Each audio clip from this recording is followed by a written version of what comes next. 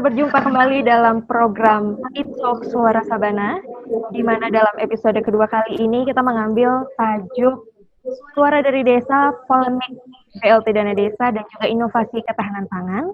Kita akan berbicara secara mendalam terkait dengan sistem penyaluran BLT Dana Desa yang sampai saat ini setelah beberapa pekan berjalan masih mengalami kendala, terutama di bagian aparatur daerah dan hingga pemerintah kabupaten dan kota. Dan terkait ini, kita akan mendengarkan beberapa situasi dan kondisi terkini beberapa desa di NTT yang nanti direpresentasikan oleh dua kepala desa yang telah hadir bersama kita semua di Italk Suara Sabana episode kali ini. Dan nanti kita juga akan berbicara mengenai inovasi ketahanan pangan di masing-masing desa tersebut, karena ini juga terkait dengan program-program selanjutnya yang harus dibina di masing-masing desa terkait dengan untuk menghadapi masa-masa krisis pandemi COVID-19 ini. Kita beruntung sekali di episode Italk Suara Sabana episode kedua kali ini telah bergabung bersama kita semua perwakilan dari Kemendes PDTT, ada Dirjen Pembangunan Daerah Tertinggal Bapak Samsul Widodo. Selamat pagi Bapak Samsul. Selamat pagi. Sehat ya Pak ya? Harus sehat, udah mulai bosan di rumah sebenarnya. Pengen ke Sumba aja. Terima kasih Bapak telah meluangkan waktu di tengah kesibukannya untuk turut bergabung dalam program Italk Suara Sabana kali ini Pak. Dan kita juga mengundang dua kepala desa representasi dari desa-desa yang berada di NTT yang nanti akan bercerita lebih jauh terkait situasi dan kondisi sistem penyaluran BLT Dana Desa ya, yang barangkali di sejumlah desa juga masih belum mendapatkan bantuan langsung tunai ini. Sudah hadir Bapak Martin Rago Wino Dira selaku Kepala Desa Tebara Sumba Barat. Selamat pagi Bapak Martin. Selamat pagi Mbak Dewi. Iya, ini adalah salah satu. Iya, terima kasih Bapak Martin. Bapak Martin ini adalah salah satu kepala desa yang berprestasi juga, telah mengantarkan desa Tebara sebagai satu desa yang mendapatkan predikat desa terbaik nasional tahun 2018 lalu ya Pak ya, untuk kategori pengelolaan keuangan, aset, dan juga inovasi desa. Nanti kita akan berbicara lebih jauh, karena bukan hanya desa wisata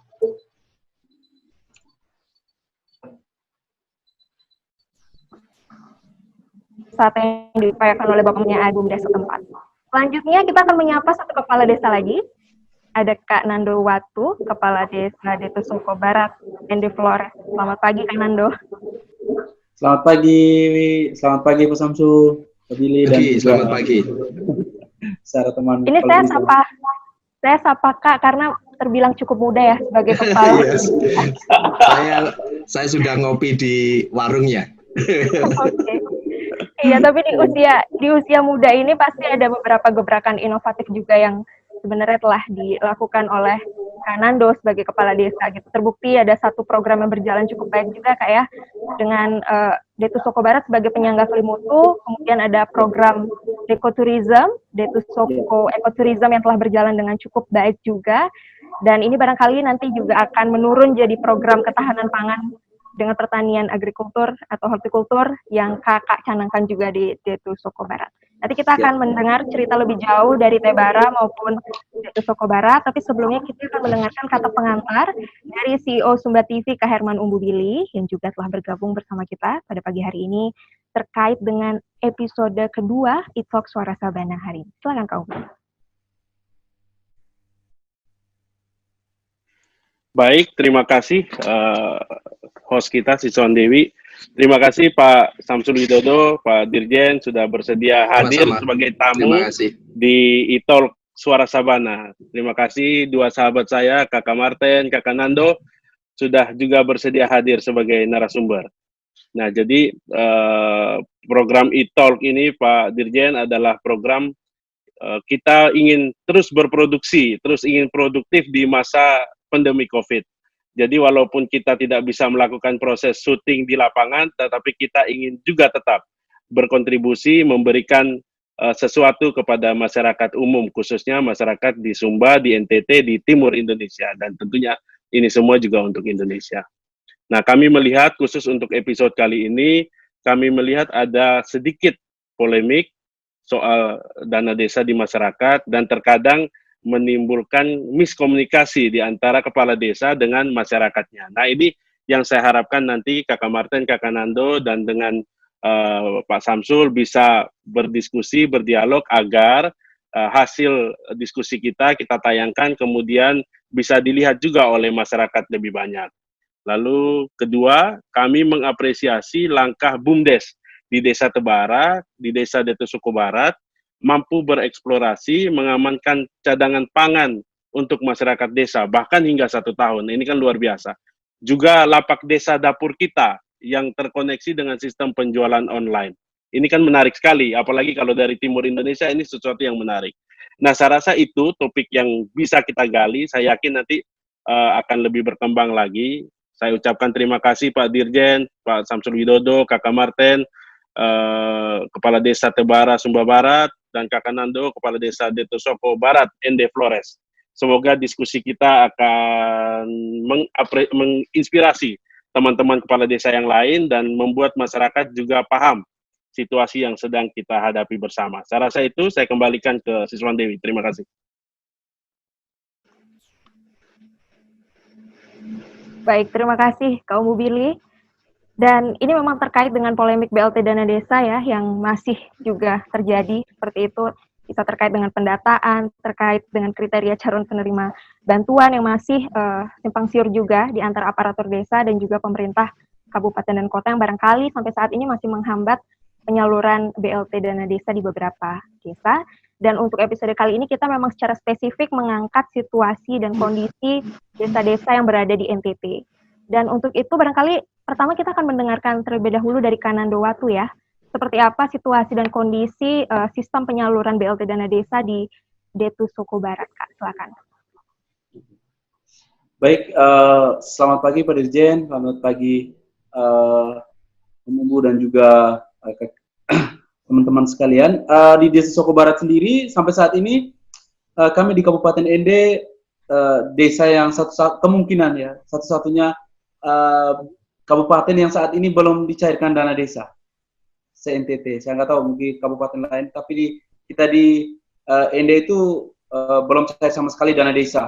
Lalu yang kedua, ini juga menimbulkan untuk kesulitan bagi kami. Saat ini kita melakukan pendataan sesuai dengan instrumen dari atas, pembentukan relawan COVID, lalu pendataan dan lain sebagainya sudah jalan. Dan memang mungkin saya bisa sampaikan di sini ada dua hal, baik secara dari dalam maupun dari luar. Kalau dari dalam sendiri, kita dari desa, kita secara pendataan kita lakukan, tetapi ada beberapa kesulitan. Pak Samsul, kita di sini terkait dengan kriteria mana yang harus sesuai dengan peraturan menteri maupun turunannya dalam bentuk Perbup. Misalnya ada persoalannya adalah kita di masyarakat, ada kakak yang belum memiliki keluarga, yang belum memiliki kartu keluarga atau yang tidak terdaftar, itu seperti apa? Apakah mereka diakomodir? Kalau dasarnya harus sesuai dengan administrasi, kartu keluarga atau juga mungkin NIK, itu seperti apa untuk masyarakat kita? Lalu yang kedua, penentuan ada yang guru-guru ini kategorinya seperti apa? Kadang juga agak sedikit polemik kita di tingkat bawah terkait dengan guru-guru. Misalnya mereka guru kontrak, oke, sesuai dengan syarat kita tidak masukkan, tetapi dengan guru honor itu seperti apa? Untuk guru-guru honor, apakah guru honor yang komite, lalu juga ada yang mungkin secara penghasilan mereka di bawah 600.000. Lalu kondisi lain juga kita di lapangan itu terkait dengan penetapan, karena sesuai dengan yang kami sudah lakukan, penetapan musyawarah desa. Di dalam musyawarah desa untuk penentuan mana-mana yang layak dan tidak sesuai dengan berbasisnya RT, karena kita undangnya yang PRT dengan masyarakat untuk bisa penetapan sesuai dengan musyawarah desa. Lalu yang menjadi kesulitan itu adalah kita di desa sendiri sudah melakukan pendataan dan juga persiapan penetapan, dan saat ini kita selain dari dana desa, bantuan sosial melalui Kementerian Sosial itu malah sudah lebih dulu. Itu sudah kita terima. Lalu yang berikut, di desaku itu sendiri ada 210 kakak yang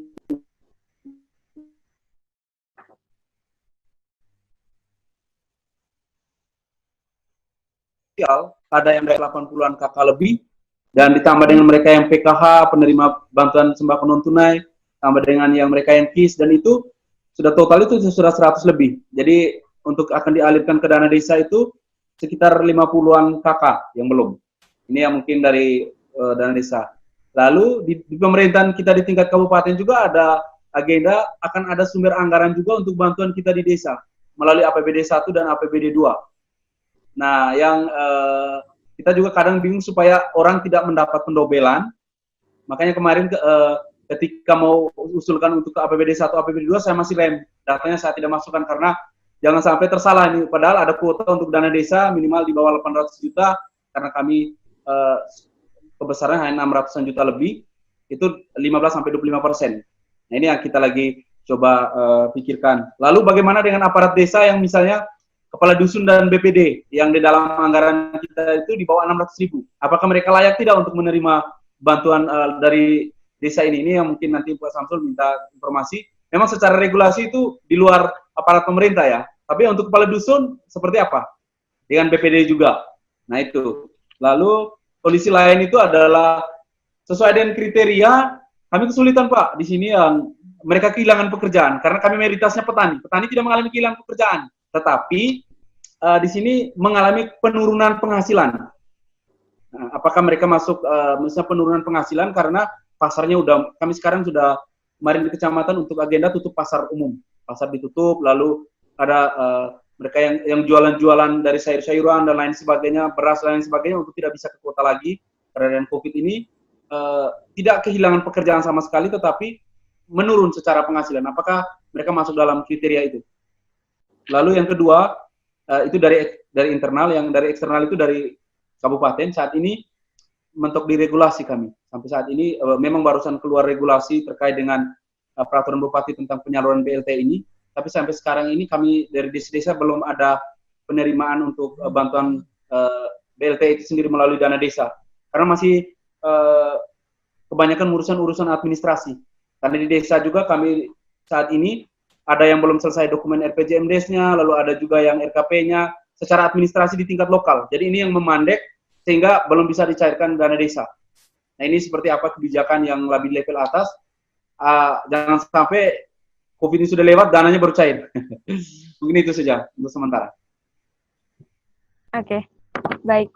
Mungkin bisa langsung ditanggapi oleh Pak Samsul selaku perwakilan dari Kemendak. Ya, terima kasih Dewi, Mas Billy, CEO Sumba TV, Mas Martin, saya pikir saya yang paling tua,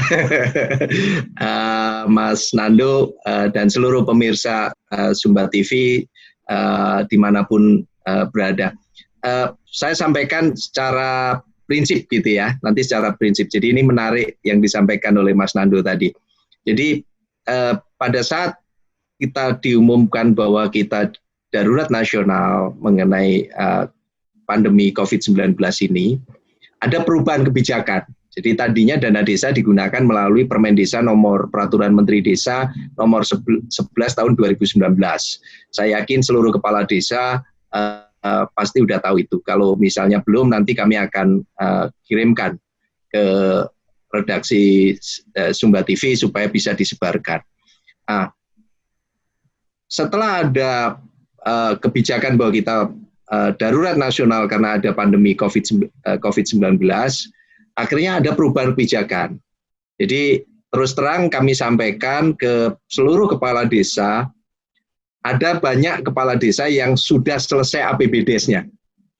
Jadi aduh ini mesti kita revisi lagi gitu ya. Jadi terus terang ini memang bencana nasional non alam. Jadi kita tidak pernah menyangka akan seperti ini. Jadi tentunya mohon bisa dimaklumi. Kebijakan pertama itu kan, kebijakan pertama waktu itu dikeluarkan melalui instruksi menteri kan gitu. Yaitu dana desa bisa digunakan untuk pencegahan COVID-19. Jadi pencegahan COVID-19 ini mulai dari membentuk relawan desa untuk pencegahan COVID-19, bikin untuk membeli hand sanitizer, dibagikan ke seluruh desa, beli masker. Jadi desa seharusnya tidak kesulitan masker, karena dana desa bisa dipakai beli. Bikin penyemprotan desinfektan ke seluruh area publik, ke rumah adat, ke balai desa, ke gereja, itu pakai dana desa. Dan dari data secara nasional rata-rata hanya 10-15% yang terpakai untuk pencegahan COVID-19. Jadi nanti kami ingin dengar juga dari Mas Nando dan Mas Martin. Berikutnya adalah di instruksi Menteri itu kita harus melakukan padat karya tunai desa. Padat karya tunai desa ini supaya mereka yang penghasilannya menurun atau kehilangan pekerjaan, gitu kan, itu mereka bisa bekerja melalui proyek-proyek padat karya tunai dana desa. Jadi misalnya padat karya tunai dana desa ini bisa dipakai untuk memperbaiki saluran air atau merawat embung misalnya. Di NTT banyak embung misalnya. Untuk menggali embung yang sudah dangkal untuk bisa agak lebih dalam lagi dan sebagainya, dan dilakukan tidak pakai backhoe atau traktor gitu kan, tapi bukan pakai alat berat, pakainya adalah manusia dengan cangkul. Tetapi tetap harus memperhatikan protokol COVID-19, jaga jarak, pakai masker dan sebagainya. Itu kan, jadi itu. Nah, setelah itu kan gitu, ada yang sudah merevisi APBDes mereka direvisi, merubah itu, ada 2 kegiatan itu. Terus ada instruksi lagi dari Presiden, dana desa bisa dipakai untuk BLT dana desa, bantuan langsung tunai dana desa. Kepala desa merevisi lagi untuk menambah itu. Jadi kami sangat paham apa yang terjadi di lapangan karena itu menyangkut mengenai akuntabilitas administrasinya. Jadi BLT dana desa. Nah, BLT dana desa ini selama 3 bulan, 600.000 selama 3 bulan. Nah, terus terang begini, situasi pada saat itu kita berkoordinasi dengan Kementerian Sosial dan tentunya KPK juga. KPK itu mengeluarkan surat edaran bagaimana mengidentifikasi penduduk miskin berbasis NIK, nomor induk kependudukan, gitu kan, dan sebagainya. Sehingga apa yang dilakukan oleh Kemensos adalah harus segera mengupdate, memperbarui data DTKS. Data terpadu kesejahteraan sosial. Jadi mungkin nanti kami juga butuh responnya. Nah, itu dikoordinasikan oleh Dinas Sosial di Kabupaten. Jadi, faktanya yang terjadi banyak DTKS yang belum update. Ada yang baru diupdate tahun 2014, 2015. Jadi bahkan ada beberapa kasus orang yang sudah meninggal masih dapat PKH. Ada yang mereka sudah tidak penduduk di situ, ada yang penduduk baru miskin, malah nggak kedata. Jadi ada kerumitan di situ. Nah, kami mensikapinya adalah yang paling penting adalah tidak double. Jadi itu Mas Nando, tidak double. Itu yang paling penting. Nah, terus kita mengeluarkan peraturan bahwa semua pengambilan keputusan siapa yang miskin, 14 kriteria DTKS itu yang diedarkan itu adalah sebagai referensi. Tetapi itu tidak harga mati. Jadi diserahkan kepada musyawarah desa siapa yang paling miskin. Jadi ambilnya dari bawah. Makanya sebenarnya di metode penghitungan ini menggunakan angka maksimal. Yang dana desanya sampai dengan 800.000 maksimal 25%. Dana desa yang 800 sampai 1,2 maksimal 30%, yang lebih dari 1,2 maksimal 35%. Artinya apa? Tidak mengatakan minimal. Jadi ini maksimal. Kalau desa itu ternyata tidak perlu BLT dana desa, ya nggak harus dibagikan. Berarti kalau tidak harus, berarti Peraturan Menteri Desa Nomor 11 Tahun 2019 masih berlaku, normal seperti biasa, gitu kan? Jadi jangan terus kejar ini, tidak. Kalau tidak dibutuhkan, tidak masalah, kan gitu. Nah, pengambilan keputusannya di mana? Pengambilan keputusan dimulai dari RT.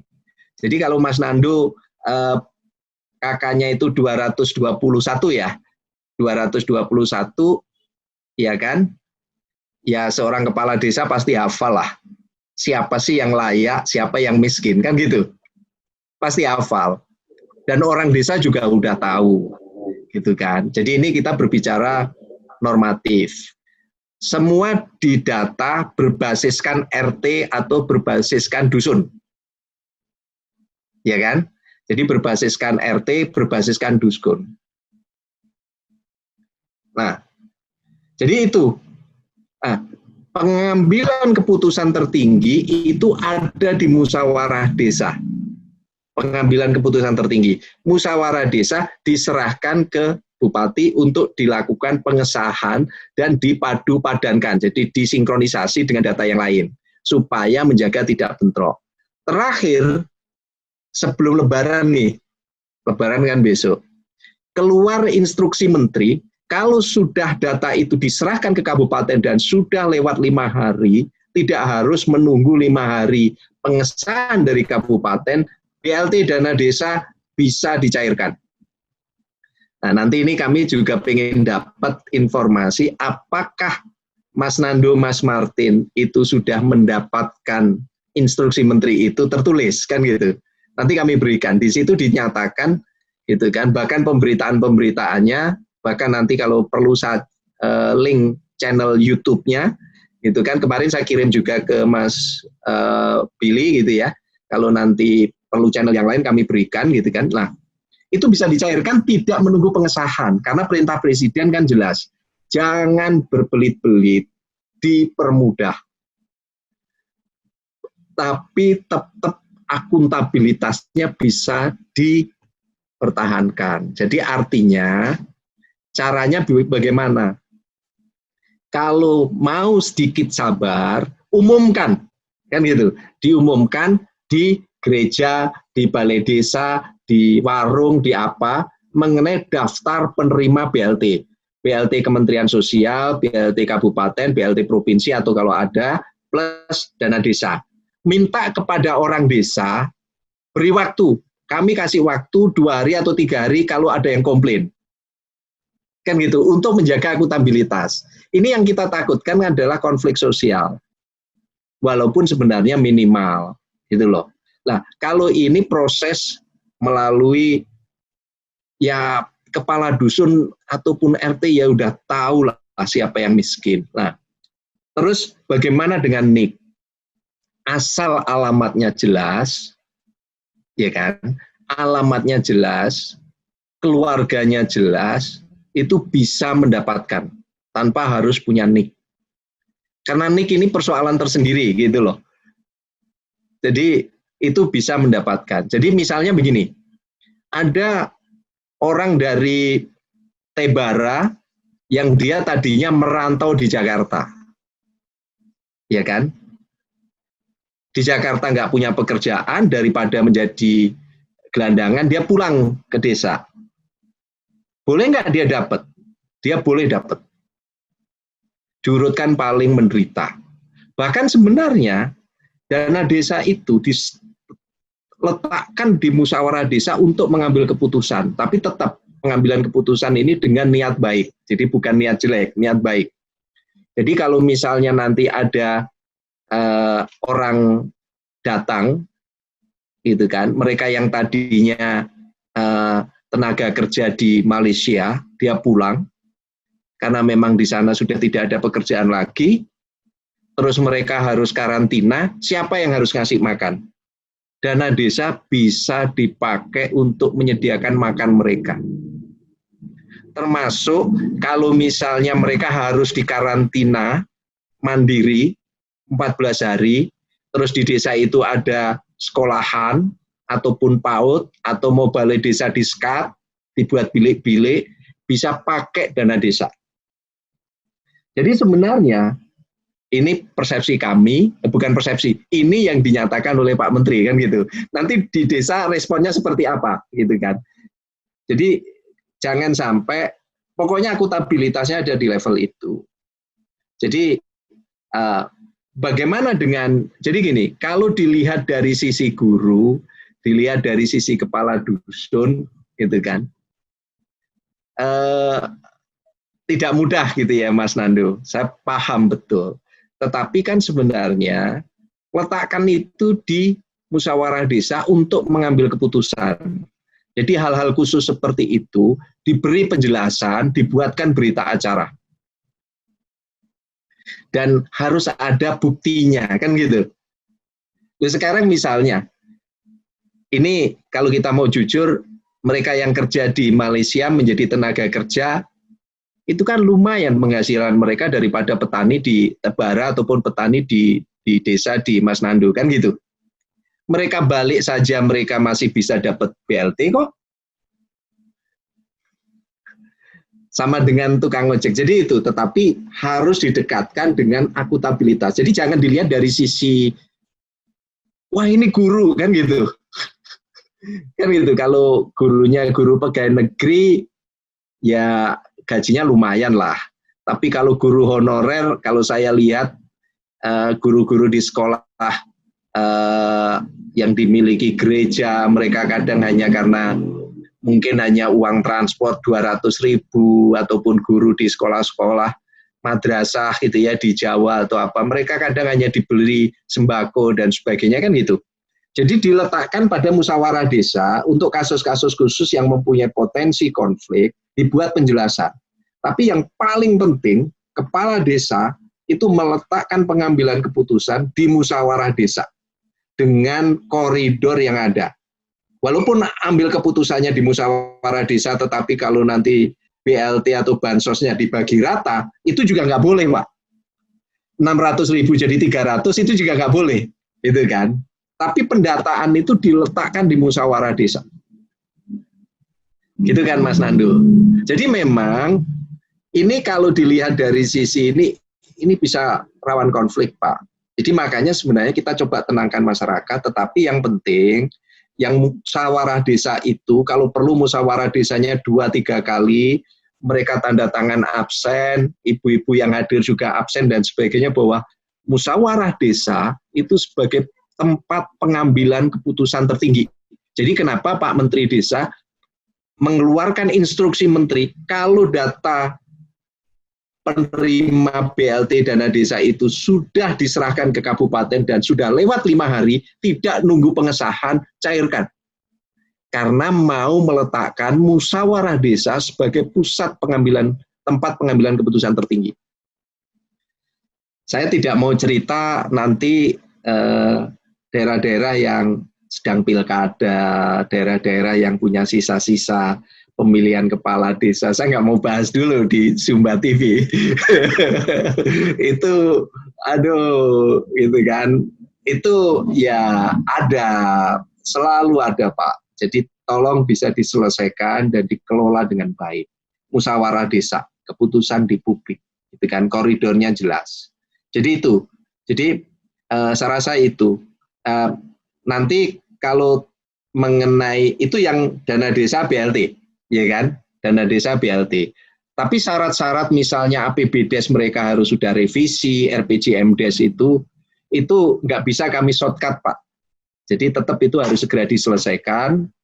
Dan kalau misalnya ada kesulitan komunikasi dengan pendamping desa, kalau ada kesulitan lagi, Dewi punya nomor telepon saya.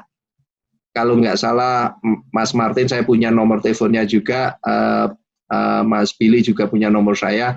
Bisa kontak saya, nanti saya akan bantu untuk komunikasi ke pihak-pihak dan pokoknya kalau ada kesulitan kasih tahu saya, gitu kan. Nah, mengenai ketahanan pangan, saya paling seneng dengan ketahanan pangan ini karena gini, orang tua saya petani, jadi saya merasakan dulu ikut bapak saya, ikut kakek saya, bapak saya nggak pernah melakukan karena biasanya orang tua yang melakukan, kakek saya untuk mereka bikin upacara Dewi Sri kan gitu. Dewa padi kan gitu, terus bawa telur, uang 100 rupiah, ada makanan-makanan kecil untuk upacara memetik pertama. Dan biasanya anak-anak kecil tuh rame puluhan ngikutin karena rebutan telur, rebutan itu dan sebagainya. Setelah panen, padi yang dipetik pertama kali itu di apa ya, di kayak rambut di kelabang itu apa namanya? Itu ditaruh di lumbung di rumah. Jadi lumbungnya dari bambu, dari anyaman bambu dan sebagainya. Nah, sekarang pemerintah sejak ada Bulog kita tidak punya lumbung. Karena kalau ada kekurangan pangan, Bulog yang ambil alih. Tapi faktanya Bulog itu hanya menyerap 7%, Pak. Saya melihat NTT masih banyak lumbung-lumbung desa, lumbung-lumbung pribadi dan sebagainya. Nah, terus terang begini, ini yang menarik. Kalau misalnya dana desa dipakai untuk revitalisasi lumbung desa, boleh atau tidak? Itu boleh, Pak. Dan itu keren banget. Gitu kan. Jadi digerakkan itu. Nah, itu kalau kita bicara mengenai penyimpanan. Tetapi kalau bicara mengenai penanaman, di NTT ini tanahnya luas. Itu saya kadang berpikir kalau saya keliling ke sana ini, kalau didatangkan orang dari Wonosobo ini, tanah ini udah dicangkulin semua, Pak. Lah tradisi itu tidak ada gitu kan. Ini beda tradisi gitu. Kalau datangkan orang Wonosobo 20 itu, wah itu dicangkulin, tanam jagung, tanam macam-macam dan sebagainya. Kadang saya berpikir program transmigrasi dulu gitu ya. Kadang memang kontroversi itu bagus. Nah, jadi kepala desa misalnya ada tanah-tanah desa yang cukup luas. Kenapa enggak dibuat menjadi program padat karya ketahanan pangan? Beli cangkul, beli bibit, tanam. Kalau itu nanti tanaman desa, tanah desa berarti penghasilan masuk desa. Kalau itu tanah penduduk bisa diatur bagi hasil. Berapa persen yang masuk desa, tapi modalin semua dari desa. Dan semua pengambilan keputusan harus di musyawarah desa. Jadi jangan sampai, ini Pak Martin ini saudaranya sendiri yang dikasih bibit, kan gitu. Jangan sampai ada kesan seperti itu. Ini Mas Nando, ini keluarga-keluarga dekatnya, jangan sampai ada kesan itu. Lah, ini yang sebenarnya bagaimana petani makan dari tanah mereka sendiri. Kalau lebih baru dijual. Tetapi yang harus selalu saya ingatkan, stunting, Pak. NTT tinggi. Jadi jangan sampai teman-teman kepala desa ini sibuk hanya COVID-19. Stunting ini sudah jelas korbannya. Demam berdarah sudah jelas korbannya, stunting. Misalnya begini, saya belum ke desa Tebara, jadi saya tidak tahu persis profilnya. Ada di situ peternakan ayam, gitu kan? Penduduk punya, jadi pasti banyak dia ayam dan sebagainya. Bagaimana dana desa? Beli ayam mereka, Pak. Kalau mereka punya kolam ikan, beli ikan dari mereka, bagikan ke penduduk-penduduk yang kira-kira punya potensi stunting, pakai dana desa. Dan itu boleh. Jadi misalnya anak-anak itu ada program anak NTT harus makan ikan atau ayam atau telur sehari 1. Itu kan. Jadi apakah nanti di sekolah dasar, apakah di PAUD atau apa, jangan sampai nanti di rumah terus telurnya bapaknya yang makan. Atau di Flores banyak menghasilkan madu, beli madu dari mereka, dari masyarakat sendiri, bagikan. Tapi perlu diingat, konsultasi dengan ahli gizi, katanya kalau anak kecil ada ukurannya untuk minum madu. Misalnya saya lihat di Lembata menghasilkan ikan teri. Kenapa nggak kerjasama antar desa? Mas Billy bisa bantu untuk komunikasi antar desa. Mereka punya apa, beli, bagikan ke penduduk miskin. Tapi atas nama stunting. Ibu hamil, anak bayi yang belum berumur 2 tahun, kasih makan telur, Pak. Kasih makan telur. Saya sudah ke Lamalera, Pak. Saya duduk di situ, di rumah adat, kan ada rumah adat di situ, karena kebetulan saya diantar Pak Asisten Daerah, ketemu, gitu kan, itu keluarganya. Saya melihat rumahnya di depan pantai yang tempat nangkap paus itu, tokoh nasional, Pak Goris Kraf kalau nggak salah. Saya merenung, Pak, dengan kondisi seperti itu, ya tahu dari Lembata ke Lamalera saya berangkat jam 5 pagi. Itu kok ada orang pinter begini apa? Rahasianya adalah mereka minum minyak ikan paus. Walaupun saya disuguhin ikan paus, saya disuguhin ikan lumba-lumba, saya nggak bisa makan, Pak. Jadi saya nggak tega. Jadi saya bilang, aduh nggak bisa nelen. Jadi saya makan nasi jagung dan daun kelor, sayur kelor gitu. Jadi saya nggak bisa makan, Pak. Jadi walaupun saya, aduh, dan kebetulan ada paus waktu itu ditangkap. Jadi saya berangkat ke sana, habis itu saya ke Pasar Doni, pasar yang barter itu. Saya menikmati, gitu kan. Saya kena GKO, lihat tinju tradisional juga dan sebagainya, saya menikmati. Nah, jadi ini yang jangan dilupakan Posyandu, Mas Martin, Mas Nandu, dan seluruh kepala desa. Karena apa? Sumba, NTT, ini jangan sampai kita 15 tahun lagi kita ketemu anak-anak stunting yang mereka otaknya hanya mampu tumbuh sampai SMP.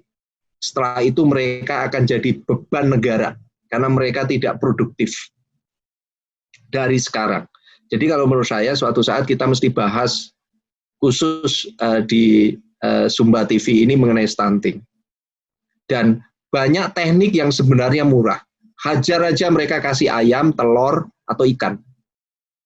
Dana desa bisa untuk itu. Dan nggak mahal, coba dihitung-hitung, nggak mengambil uang cukup banyak. Tapi terus tetap harus dijaga physical distancing. Nanti saya dimarahin orang, tahu-tahu bikin posyandu, banyak orang gerombol, saya dimarahin. Tapi tetap physical distancing, protokol COVID-19-nya tetap. Jadi saya rasa itu gitu ya. Jadi Pak, semua ada di desa, Pak. Kalau kita bicara desa, di situ penduduk. Udah jelas itu. Jadi makanya tagline-nya, brand-nya Kementerian Desa itu adalah mulai dari desa. Kita menciptakan generasi-generasi cerdas mulai dari desa. Gitu kan. Nah, sekarang itu nutrisi itu terbatas, Pak. Anak-anak itu makan, itu adalah mereka yang dijual di warung. Kita kecil dulu nggak begini. Saya yakin Mas Billy waktu kecil itu ke sawah, ada keong, dibakar kan gitu. Itu yang membuat Mas Billy punya ide membuat Sumba TV kan. Jangan-jangan itu memang nutrisinya dulu dari keong sawah. Sama saya juga begitu gitu kan, nangkep burung pipit gitu kan, bakar gitu kan. Jambu tetangga yang belum masak pun diambil, jeruk tetangga itu kan. Sekarang kan tidak bisa, semuanya serba formal. Jadi hampir sama, makanan itu menjadi sumbernya hanya yang dijual di warung atau yang dijual di pasar, yang dijual di toko. Jadi tidak ada lagi kreativitas dari anak-anak itu karena mereka memang beda generasi.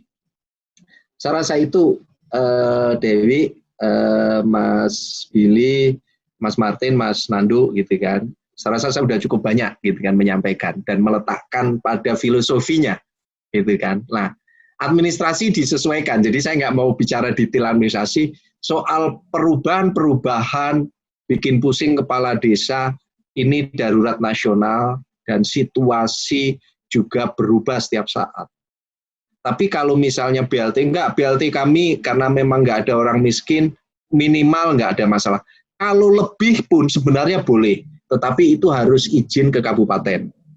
Jadi kalau melebihi dari prosentase itu boleh, tapi izin ke kabupaten. Dan jangan konflik, jangan double. Jadi saya rasa itu. Jadi saya kembalikan ke Dewi. Terima kasih. Terima kasih Bapak Samsul atas penjelasannya terkait tadi pertanyaan dari Ditu Suku Barat ya, mengenai seperti apa kendala-kendala administrasi yang dialami oleh Kades dan aparatur desa di sana. Tadi sudah dijelaskan kembali dari awal oleh Bapak Samsul Widodo terkait dengan kebijakan yang memang telah ditentukan oleh Kementerian Desa. Jadi memang keputusannya diharapkan didapatkan dari forum tertinggi yaitu musyawarah desa, disesuaikan dengan situasi dan kondisi ataupun pendataan terkini di masing-masing desa itu. Dan sebenarnya Kak Nandu sendiri dan Bapak Martin kan sudah melalui musyawarah desa khusus itu ya terkait dengan BLT penyaluran dana desa ini. Kalau saya ingin mendengar sedikit mungkin selain dari penjelasan Pak Samsul tadi, Bapak Martin mungkin dari Desa Tebara apakah ada hal lain Pak yang sebenarnya menjadi kendala dan ingin disampaikan langsung kepada Bapak Samsul Widodo? Silakan Pak Martin. Baik, terima kasih Mbak Dewi. Ya, selamat Pak Samsul, Pak Bu Billy, Pak Kades Detesoko, Pak Nando. Ya, saya kira pertanyaan Pak Kades Detesoko tadi, Pak Nando tadi itu memang mewakili teman-teman kepala desa kita. Jadi kebanyakan memang surat edaran, juknis dari kementerian sudah ada Pak Samsul, hanya kadang-kala ini mereka takut menafsirkan Pak. Jadi sudah sering diperiksa Pak, jadi takut menafsirkan, maunya yang pasti. Jadi saya kira itu penyampaian Pak Kades Detesoko tadi itu mewakili teman-teman kita yang mungkin paham. Nah, Pak Dewi, kalau saya lihat memang seperti di Tebara, jadi sebenarnya bukan yang dana desa tadi, BLT yang sudah dipakai, baru BLT pusat.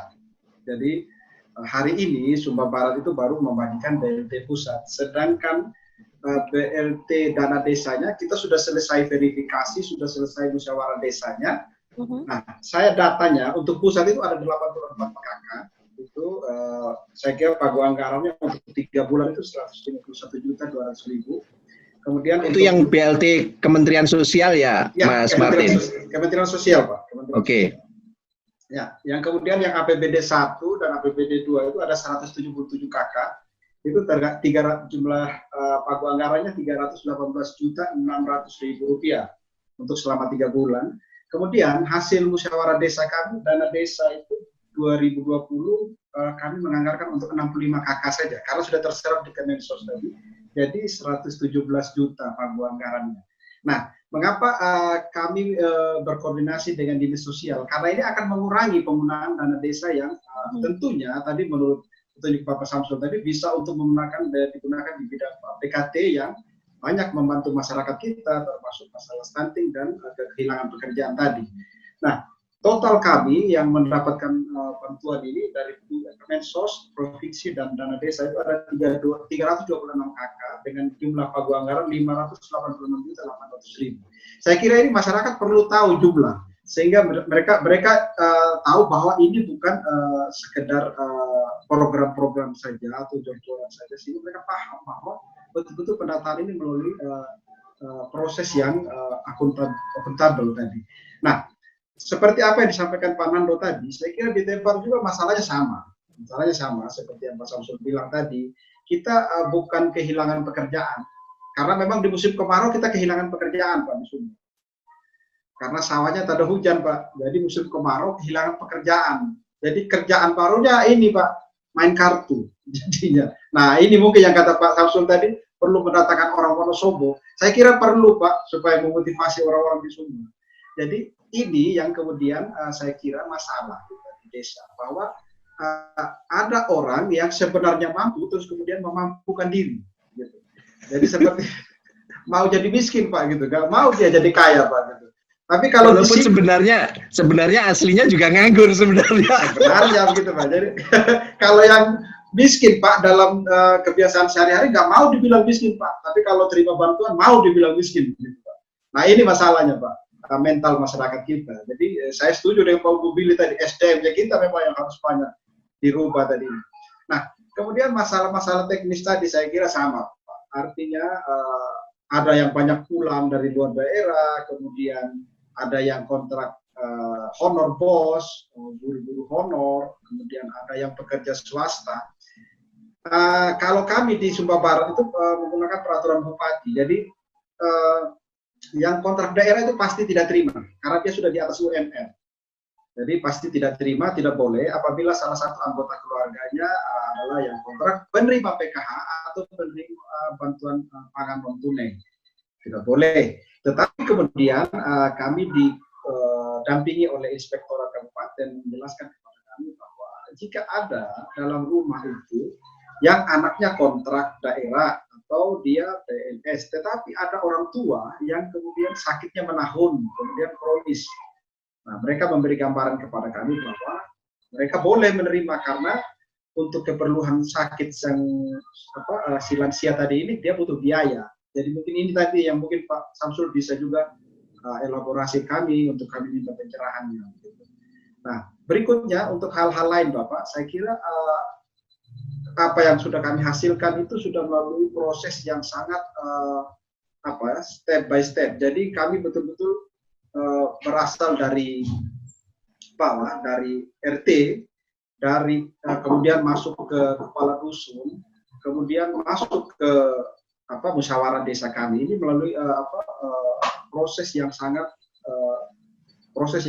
memang akuntabel. Jadi tidak ada memang karangannya ini maunya kepala desa, oh ini keluarganya yang harus kena. Malah sebenarnya banyak keluarga yang mampu, mereka itu sudah terima, yang tidak mampu mereka sudah terima PKH dan bantuan pangan untuk, jadi tidak bisa terima, jadi harus fair kan gitu. Nah banyak masyarakat memang Pak, kalau soal suara milik seperti kata Pak Samsul, saya kira memang pasti ada Pak, tapi ya kalau semua didengar kan sakit kepala gitu Pak. Jadi tidak positif, padahal ini pandemi ini membutuhkan kita ini imunnya kuat Pak, jadi jangan kalah dengan keadaan stres kan gitu. Nah berikutnya Pak, saya kira untuk BLT ini tidak terlalu menjadi masalah yang besar apabila memang proses pendataan kita sudah melalui proses yang akuntabel tadi. Artinya betul-betul RT dan kepala dusun ini yang tahu masyarakatnya. Bahkan kepala desa kita juga seperti kata Bapak tadi, hafal masyarakat itu. Mana sih yang betul-betul, kan nggak perlu nanya Pak, itu miskin nggak kan begitu. Kalau nanya gitu kan tersinggung Pak. Gitu. Jadi mungkin kita cukup saja duduk di rumah saja tahu Pak, oh ini sawahnya sekian hektar ini setengah hektar sawahnya, ini kebunnya sekian, penghasilannya sekian. Nah, sudah bisa kita tentukan berapa apakah dia layak masuk dalam calon penerima bantuan BLT ini. Saya kira itu untuk yang BLT-nya, untuk politiknya. Jadi tidak terlalu banyak karena Pak Nando tadi sudah menyampaikan masalah-masalah yang ada. Saya mungkin lebih masuk kepada tadi yang Pak Samsul senang itu, ketahanan pangan. Nah, ketahanan pangan tadi itu. Jadi saya lebih berpikir bagaimana setelah orang ini dapat bantuan. Kalau soal dapat bantuan saya kira tidak repot Pak. Orang setelah terima uang itu sudah selesai. Tetapi bagaimana setelah mereka terima uang? Bagaimana setelah bulan Juni? Bagaimana jika pandemi COVID-19 yang kita doakan segera cepat berakhir? Siapa tahu akan berlanjut. Kita tidak berharap berlanjut. Tapi bila pandemi ini berlanjut, bagaimana kesiapan desa? Saya menyampaikan kepada Mbak Dewi waktu itu, saya diskusi singkat, bagaimana jika di akhir-akhir tahun biasanya desa-desa ini sudah kehabisan dananya Pak, karena kejar anggaran habis, kalau tidak silpa nanti begitu. Nah akhirnya mereka tidak siap dengan keadaan yang terjadi di akhir tahun biasanya, di akhir tahun anggaran. Apalagi Sumba Timur baru terkena dampak. Sudah 7 orang positif di Sumba Timur. Dari NTT yang 0 Pak, dari NTT yang 0, zona hijau, sekarang sudah tinggi sekali, sudah di atas 70-an yang terkonfirmasi positif. Nah kemudian kami di Tebar kemudian memunculkan ide, mungkin seperti Pak Nando di Detu Sopot tadi dengan ide tadi itu dapur hidupnya, kafe dapur hidup, dan kemudian paket-paketnya yang dijual melalui media sosial tadi. Nah kami di Tebar lebih melihat seperti potensi di Tebar ini, di Sumba rata-rata masyarakat kita adalah petani Pak. Mereka petani sawah yang saya bilang tadi setengah tahun Pak pada hujan itu. Tetapi sudah setengah tahun ini kerjanya, mereka tidak pernah menikmati hasil panennya mereka sendiri karena selalu dijual ke kota Pak. Selalu dijual ke kota, kemudian dia makannya beras murah Pak. Ini lucu Pak. Jadi ya, waktu musim hujan Pak, dia pintar pilih bibit. Nah, waktu musim hujan dia pintar pilih bibit Pak. Itu pilihnya yang bagus-bagus di R64, Ciheran, ya Cigemis itu Pak. Tetapi ketika makan Pak, itu dia makannya beras murah Pak. Iya, iya, dia makannya beras murah. Makanya stunting Pak. Makanya stunting ini salah satu efek stunting karena tidak ada lumbung desa Pak. Nah, jadi berdasarkan keadaan itu Pak, kami bersama teman-teman BUMDes IATQ, kami memunculkan gagasan, kami bangunlah lumbung desa yang waktu itu masih banyak orang takut bangun lumbung. Jadi kami membangun lumbung desa di tahun 2018 dengan anggaran 325 juta. Banyak menjadi polemik Pak. Itu dari dana desa? Dari dana desa Pak. Kami bangun lumbung desanya dari dana desa Pak. 325. Keren Pak, keren. Ya, kemudian ini banyak polemik Pak. Saya sudah tambah gila lagi Pak, saya bangun pasar desanya lagi Pak. Jadi 2018 itu saya bangun pasar desanya, saya bangun lumbung desanya, saya bangun kampung adat Preijing Pak, kampung wisata. Karena menurut saya kalau desa tidak bergerak seperti ini, tidak mungkin menunggu orang kabupaten, Pak, menunggu orang provinsi atau menunggu orang pusat. Sedangkan kita sudah dikasih dana desa. Terus kalau kita nonton saja, kita habiskan untuk kegiatan yang tidak produktif, suatu saat dana desa berhenti, kita akan kemudian tidak punya apa-apa lagi di desa. Itu awal pemikiran kami tentang bagaimana membangun lumbung desa dan membangun ketahanan pangan di desa, Pak. Dan ternyata memang ini berdampak sangat positif, Pak. Kami tidak pernah menduga bahwa akan terjadi pandemi COVID-19, Pak. Begitu. Hanya kami punya pikiran waktu itu, kok ini masyarakat yang punya sawah, kok makannya beras murah. Termasuk saya pernah makan beras murah, Pak. Saya jual padi juga, Pak. Untung sudah lewat masa ini, Pak. Jadi nggak stunting, Pak. Gitu. Aman lah, Pak. Ya, benar. Nah, jadi teknisnya, Pak, gudang kami tahun ini kami aktifkan karena memang kami membangun kemarin dari 2019 kami selesaikan. Nah, Pak, kami baru saja membeli hasil panen masyarakat. Itu di awal saja, Pak, masyarakat itu mau menjual sampai satu orang itu 40 karung. Gitu. 40 karung padi, Pak. Kami nggak beli berasnya, Pak. Kami beli padi sama gabahnya. Jadi gabah kering yang kami karena bisa disimpan. Karena bisa disimpan, Pak. Jadi kami bisa simpan dalam jangka waktu yang lama. Sehingga seperti perkiraan kami tadi, jika di masa-masa paceklik nanti pandemi ini masih berlanjut, kami sudah punya stok pangan, Pak. Nah, ini sekarang masyarakat kami ini berlomba-lomba, Pak, berlomba-lomba untuk menjual hasil panennya di desa. Harganya semakin terkontrol, Pak. Kalau enggak, ini tengkulaknya main harga terus, Pak. Pak Martin itu belinya dari dana desa?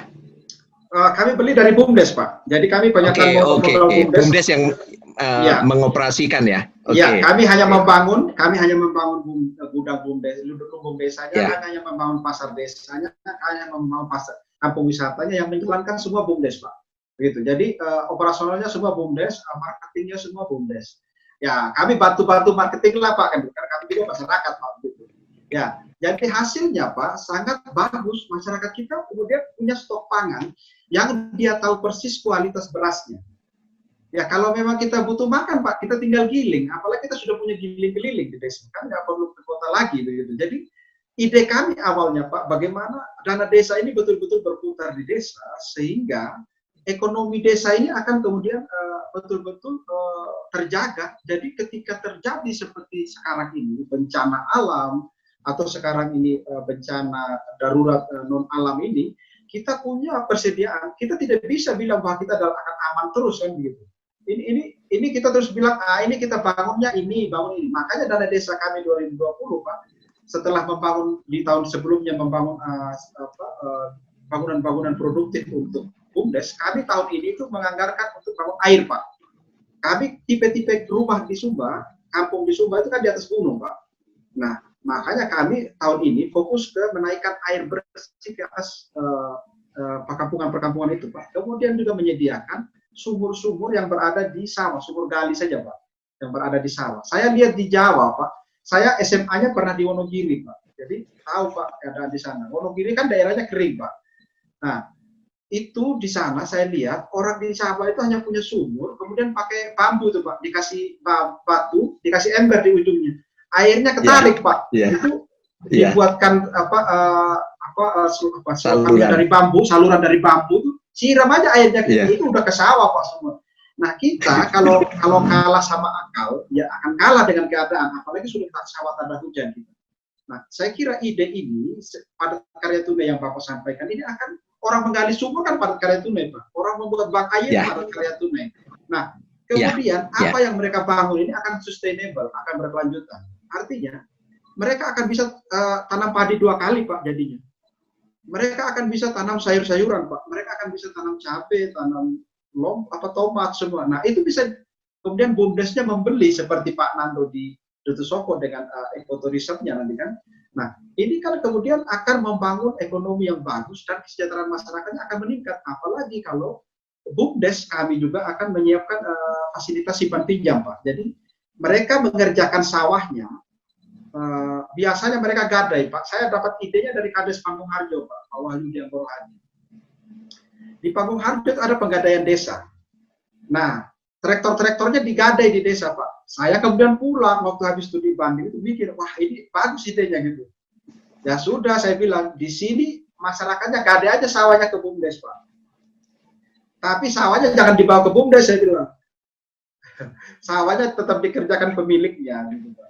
Nah, dia bayarnya. BUMDes yang modalin, BUMDes yang modalin. BUMDes yang modalin, dia angsurnya pakai padi, Pak, pakai gabah kering, dibawa ke gudang BUMDes. Jadi dia ekonomi keluarganya terjaga makannya. Tetapi kemudian desa juga kemudian bisa betul-betul membantu masyarakatnya yang produktif ini.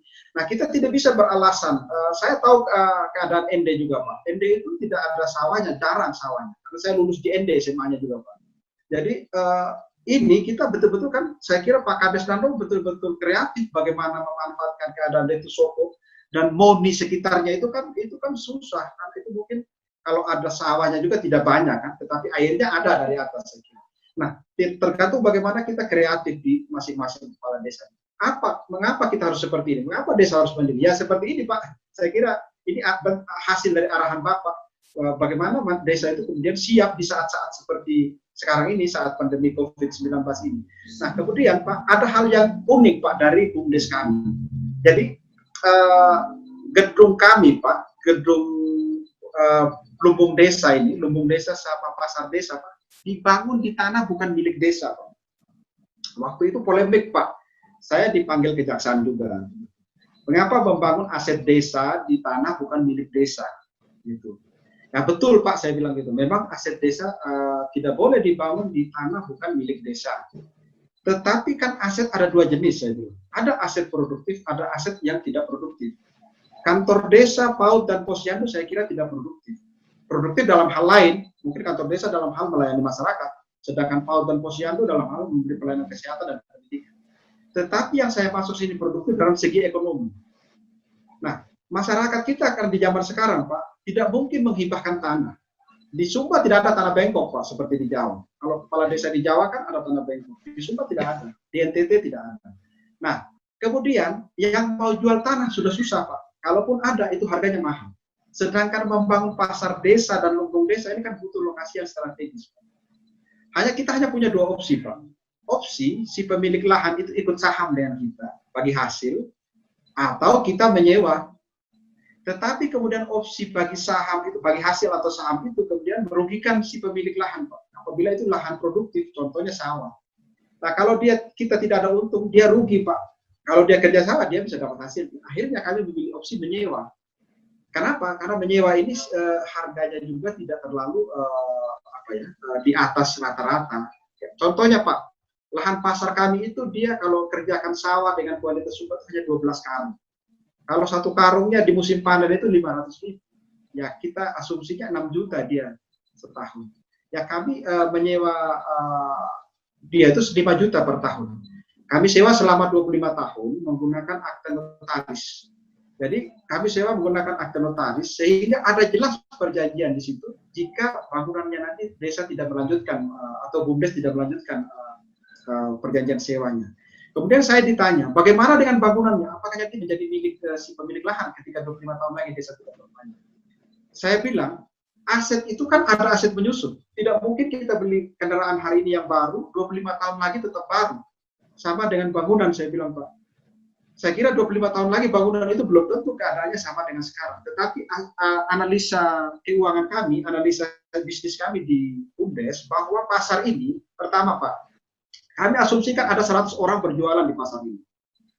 Berarti satu hari itu jika retribusinya Rp2.000, satu bulan kami akan mendapatkan penghasilan Rp6 juta. Kemudian ada lapak kami 12 lapak di pasar itu. Itu kami menyewakan 500.000. Satu bulan ada 6 juta juga. Jadi ada 12 juta pasar desa ini sebulan. Satu tahun ada 144 juta. Kita potong operasional gaji pegawai. Sudah menyerap pekerja juga nih Pak. Sudah menyerap anak-anak muda di desa juga Pak. Jadi pegawai retribusinya, kebersihannya, keamanannya, semua sudah menyerap. Kami punya penghasilan bersih 100 juta per tahun. 10 tahun saja kami sudah memperoleh 1 miliar. Jika stabil seperti itu. Saya kira juga akan meningkat nantinya. Nah, 1 miliar biaya bangun kami berapa kan gitu. Itu tidak sampai 300 juta. Kemudian biaya sewa kami kan sudah kami hitung. Sampai dengan 25 tahun hanya menghabiskan minimal 125 juta. Artinya, BUMDes sudah untung dari segi analisa finansial dan analisa keuangan. Dari segi bisnisnya, perhitungan bisnisnya, dia sudah BEP, dia sudah return of investment di situ. Berikutnya gudang belum lagi Pak. Ini gudang akan menampung padi sekian banyak, menampung hasil pertanian perkebunan sekian banyak. Akan menghasilkan anggaran yang 1 tahun minimal PAD itu bisa sampai di 1 M. Paling tidak desa Tebara sudah bisa masuk di desa-desa unicorn kan Pak kan begitu. Juga begitu. Iya.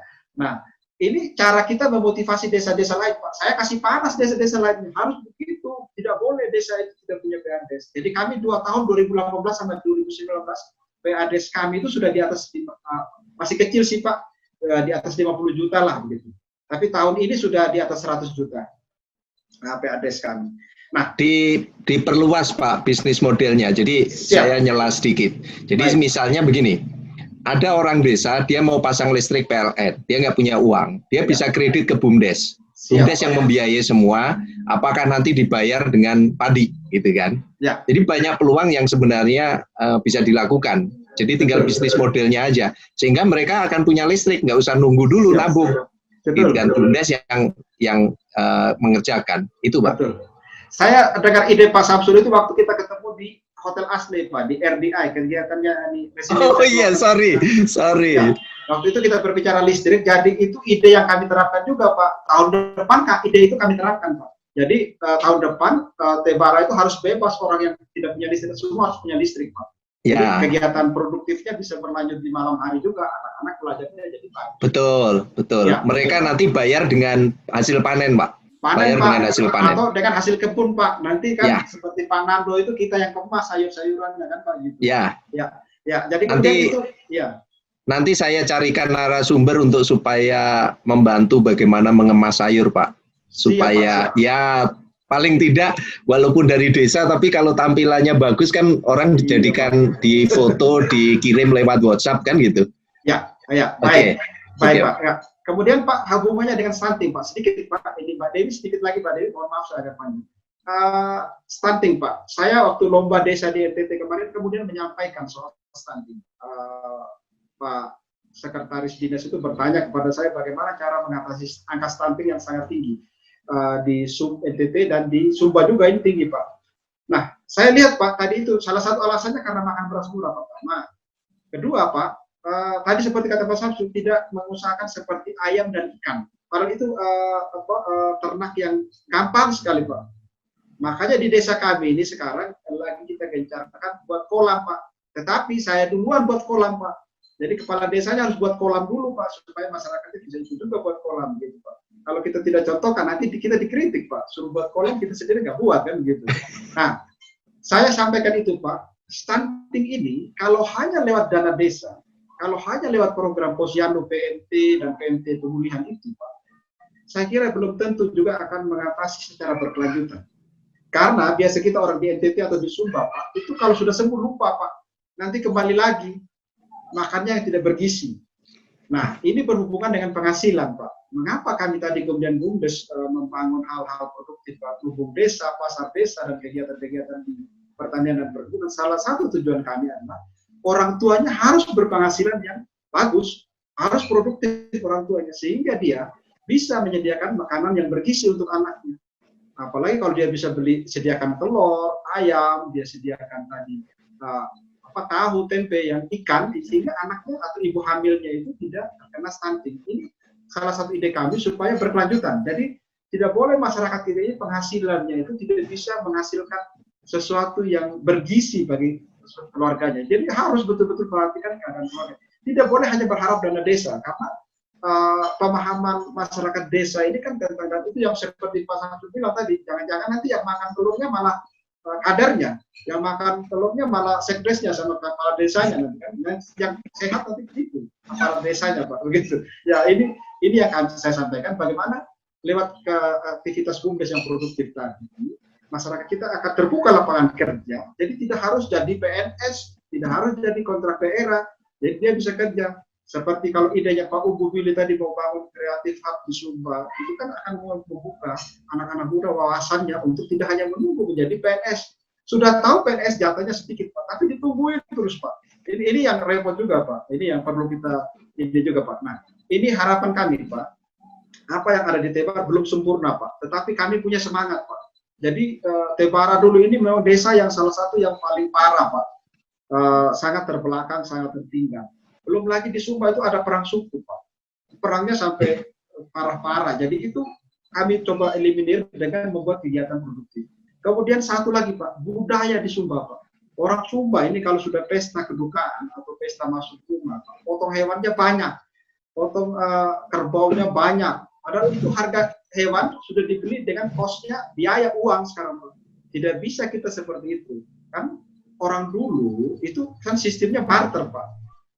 Kerbau ditukar sama kuda, kerbau ditukar sama babi. Jadi belum uang. Lah kalau sekarang kita dapat dari PKT-nya 1 juta dipakai beli hewan, kan kasihan anaknya Pak. Makan daging kerbau nggak sembuh stuntingnya gitu.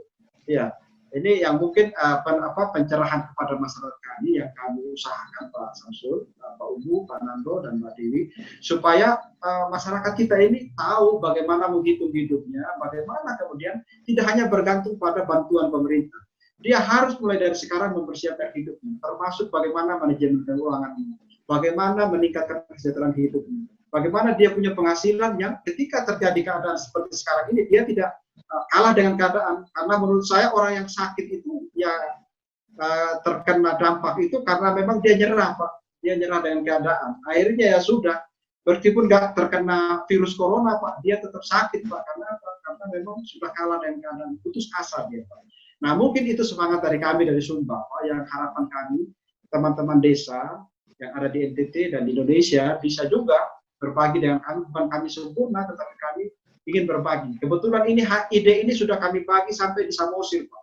Jadi kami ingin teman-teman di Indonesia juga banyak membangun potensi desanya masing-masing sesuai dengan karakter kewilayahannya masing-masing. Dan saya kira hak subsidiaritas itu sangat dan rekognisi dan subsidiar itu sangat membantu kita di desa. Artinya desa bisa menentukan potensi apa yang harus dia kembangkan sesuai dengan karakter wilayah dan kewenangan lokal yang berada di desa. Saya kira itu Pak Samsul, terima kasih untuk pencerahannya kepada kami, Pak Dewi, Pak Upu, dan Pak Nando. Saya kembalikan ke terima kasih. Oke, terima kasih banyak Pak Martin atas penjelasannya, luar biasa. Ternyata ini ya, jadi ada satu gebrakan yang luar biasa dari Kepala Desa Tebara gitu. Ini terkait dengan hal-hal yang jauh sifatnya lebih visioner, bukan hanya bergantung pada dana desa dari pemerintah. Terkait dengan pandemi COVID-19 ini, ada banyak hal yang dioptimalkan, termasuk peran BUMDes ya Pak ya, yang memang orientasinya untuk mengunggulkan komoditi lokal, dan sudah dipikirkan juga secara mendetail oleh Bapak Martin gitu, terkait dengan lumbung desa, terkait dengan pemasaran hal-hal yang dihasilkan oleh masyarakat setempat, dan hal-hal lain juga yang telah dipersiapkan juga oleh masyarakat, sehingga di masa krisis saat ini tidak terlalu terdampak yang begitu besar ya, tidak hanya bergantung pada bantuan dari pemerintah. Ini juga saya rasa ada cerita menarik mungkin terkait ini, terkait dengan inovasi ketahanan pangan dari Kak Nando di Deto Soko Barat Kak, dengan pertanian hortikulturnya. Seperti apa Kak Nando, mungkin bisa cerita Kak? Baik, untuk dapur kita sendiri sebenarnya satu konsep yang muncul berangkat dari masalah. Jadi kami selalu melihat bagaimana masalah itu bisa kita carikan solusi bersama. Apalagi yang pertama sudah lockdown. Ada beberapa kabupaten kita yang dulunya selalu membeli sayur-sayuran dari kita, dari tempatnya kita, misalnya dari Maumere, dari Larantuka, itu sudah tertutup aksesnya tadi. Jadi sudah nggak menyerap lagi hasil-hasil pertanian untuk bisa terjual keluar. Lalu yang kedua juga pasar harian, pasar mingguan itu sudah diagendakan untuk tutup. Dengan adanya ini juga di ND juga sudah mulai agak sedikit para pembeli juga mulai tingkat kesadaran makin tinggi, orang sudah susah untuk pergi ke pasar. Nah, tapi mama ini kita coba fasilitasi membuat konsep dapur kita ini sebagai template yang berawal coba-coba dulu. Soal komplitnya seperti apa sih berbelakangan. Kita berkolaborasi dengan Keuskupan Agung ND tanggap COVID-19 melalui gereja, dan kebetulan ada bekerja sama dengan desa, karena sebelumnya kita sudah buat di sini tempat karantina mandiri. Saya kolaborasi di desa dengan pastor paroki buat karantina mandiri untuk mereka yang ODP. Bahkan sebelum ND omong tentang zero terkait dengan yang masih awal-awal tentang COVID bulan Maret, saya sudah buat karantina mandiri menggunakan aula asrama putri yang tidak dipakai. Dan di situ memang karantina mandiri, dan mereka selama 14 hari memang di situ karena terjadi penolakan terhadap sama saudara kita yang datang dari luar, misalnya dari Bali, dari ini, khususnya juga anak-anak kita, karena pemahaman juga di masyarakat juga simpang siur tentang COVID ini seperti apa, saya rasa hal yang wajar. Tetapi kita mencoba mengalokasikan, dan akhirnya selama 14 hari mereka kita kolaborasi juga dengan kesehatan, selalu periksa, dan setelah itu bisa lolos dari situ. Dan konsep tentang dapur kita sendiri, kami mengakomodir pertama sayur-sayuran yang di sekitar desa saja melalui jalur BUMDes. Mama-mama kita yang ada di sekitar desa kita yang misalnya terung, lalu ada serai, lombok, dan kebutuhan-kebutuhan tanaman hortikultura. Namun dalam perjalanan malah berkembang. Ada desa-desa lain juga yang runut ke BUMDesnya kita. Dan selama kurang lebih sebulan ini ada sekitar 7-8 desa yang sudah siap bergabung untuk support materialnya, maksudnya bahan-bahan yang sayur-sayurannya. Karena aku bukanya pasar online ini seminggu 3 kali. Seminggu 3 kali, dan responnya cukup baik karena memang kita pakai aplikasi ya web ya berbasisnya itu. 1 kali omset itu biasanya kita lepasnya ada 2-3 jutaan untuk 1 kali pasar untuk jualan ke kota. Dan selama seminggu 3 kali, lalu kami berpikir karena di kecamatan tempat di mana saya tinggal juga menjadi pusat pasar di wilayah. Jadi beberapa kecamatan, salah satu di Desa Soko itu sebagai ini, dan kita sudah putuskan bersama untuk, karena ND makin tinggi angka COVID-nya yang terserang COVID, jadi pasarnya ditutup. Solusinya kita buat lapak desa. Jadi kemarin dengan para kepala-kepala desa itu, karena kami berada di daerah sentral, kita inisiatif untuk beberapa desa membuat lapak desa, itu sebagai bagian dari bagaimana sayur-sayuran petani atau produksi mereka bisa pajangkan di situ. Mungkin mereka yang para pengendara dan sekian itu bisa membeli sayur-sayuran yang ada untuk kebutuhan harian dari lapak desa. Di Soko sendiri kami sudah buat lapak desa sendiri. Jadi untuk jangkauan untuk pasar online kita melalui dapur kita untuk mereka yang di kota, sedangkan yang tidak terjangkau kita siapkan melalui lapak desa itu sendiri untuk jualan sayur-sayuran lain yang ada. Lalu terkait dengan ini juga, karena kami tidak bisa sendiri bergerak dengan PKP dengan gereja untuk bisa berkolaborasi bersama, dan ini untuk kebutuhan-kebutuhan harian yang ada dari kita ke supportnya ke kota.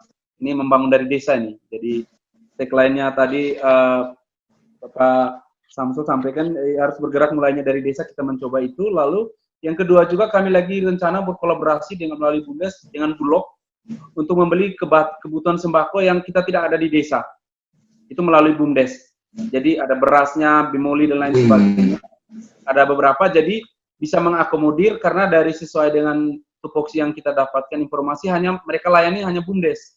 Kalau perorangan dan lain mereka nggak layani dari Bulog. Nah ini kita lagi supaya support kebutuhan kayak minyak, lalu minyak tanah dan lain sebagainya, sehingga semuanya dari kebutuhan masyarakat, mereka tidak perlu keluar, tidak perlu untuk membeli, tetapi cukup mengambilnya kita dari BUMDes saja untuk kebutuhan harian di dapur. Lalu berkaitan dengan tadi dengan stunting, dan ini memang di desa kita sudah ada inisiatif konsepnya dapur hidup. Itu kemarin kami kolaborasi dengan kader-kader Posyandu dengan ibu-ibu balita yang anaknya di bawah 2 tahun. Kita fasilitasi untuk membuat dapur hidup. Di tiap rumah itu wajib membuat pekerangan, di pekerangan rumahnya itu wajib membuat untuk suplai kebutuhan makanan anaknya, sayur sehat. Jadi kita suplai sayur, lalu juga bibit-bibit mereka tanam sendiri, kontrol sendiri untuk makanan harian anak itu sudah berjalan dari 3 bulan yang lalu.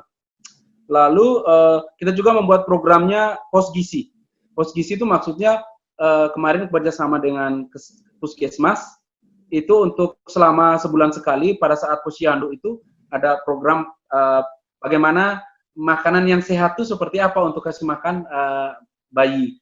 Itu jadi olahan dari bahan yang ada di sekitar rumah tangga, diolah, dibuat semacam kelas memasak.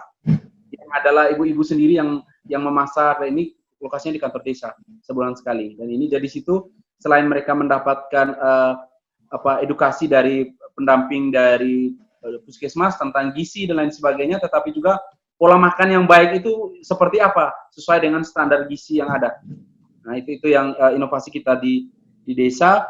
Lalu terkait dengan dapur kita juga, kami lagi mencoba untuk beberapa kebutuhan pasar karena mereka yang meminta juga karena di sini kami tidak ada, misalnya ikan, tempe tahu, lalu juga ayam dan ini. Lalu ini yang membuka juga peluang yang bagi kami di BUMDes untuk bisa bagaimana menjangkau juga untuk kebutuhan yang orang butuh di rumah saja tapi bisa belanja secara online. Lalu terkait dengan yang tadi itu mungkin inovasi lain yang coba kami di sini adalah bahwa kami di sini juga kemarin barusan selesai dengan dana desa juga untuk air bersih, penyaluran air bersih. Tapi syukur juga ada bantuan juga dari lintas sektoral. Saya konsepnya terintegrasi, sumbernya tidak hanya satu. Jadi kemarin kebetulan dari dana desa sekitar 200 juta, ditambah dengan program dari Kabupaten Pamsimas, ada Pamsimas, dan juga ada swadaya dari masyarakat untuk mendukung untuk program air bersih, ditutup tambah dengan Pertamina. Akhirnya kita sambungan rumah. Jadi sekarang untuk di desa Soko Barat orang sambungan rumah semua, SR. Semuanya udah airnya tinggal di rumah aja udah bisa itu, dan ini menjadi bagian dari aset BUMDes. Saya barusan minggu kemarin baru membentukkan kepengurusan untuk urusan air ini supaya masyarakat bisa tiap bulan ada iuran sebagai PADes yang ada di desa. Supaya ini bisa untuk penegasan melalui Perdes untuk penggunaan air minum bersih, dan kita harap tidak hanya untuk air bersih untuk minum konsumsi harian, tapi bisa untuk dapur hidup tadi, supaya di pekarangan itu bisa itu, ditambah dengan impact-nya juga karena kita di Dekotourism itu untuk mendukung program kepariwisataan, sehingga homestay dan lain sebagainya itu air bersih bisa membuat untuk dampak yang lain. Kami mikirnya juga karena ini kalau ke depan untuk daerah orang Kakelimu itu pasti lewat, kenapa tidak untuk melalui air bersih ini buat untuk demplot untuk orang isi ulang. Jadi kan untuk wisatawan itu biasanya refill water, jadi ada untuk pengisian ulang, dan ini kan boleh juga gitu kan. Semacam itu untuk bagian dari unit bisnisnya BUMDes. Kalau di BUMDes sendiri, selain konsepnya dapur kita untuk sayur-sayuran, kita juga karena berbasis potensi yang ada di sini. Kita ada kopi, lalu ada beras hitam, dan ini kopi ini ada gelang kopi ya. Ini aroma orang yang lagi capek, dan ini yang lagi corona tinggal cium gini udah aromanya udah bisa segar. Lalu ada pengharum ruangan, dan ini untuk usaha-usaha kita yang ada di BUMDes. Lalu pertanyaan aja mungkin tadi belum sempat terjawab, mungkin terlewatkan dengan aparat desa dan yang BPD. Apakah mereka layak nggak untuk terima BLT? Karena mereka dari ADD kita itu di bawah 500 ribu penghasilannya. Tanya aja Pak.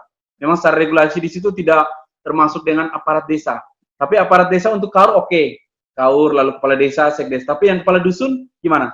Karena kami di desa, di kabupaten ini masih di bawah 500 ribu.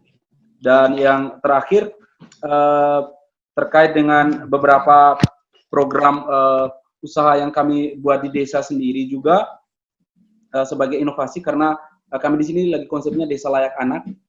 Jadi desa layak anak kemarin untuk penanganan COVID itu selain kami siapkan karantina mandiri, lalu yang kedua juga untuk melalui konsep dapur kita, yang ketiga itu kami siapkan juga untuk pelayanan untuk pendidikan melalui peminjaman buku secara bergilir, kerjasama dengan perpustakaan daerah.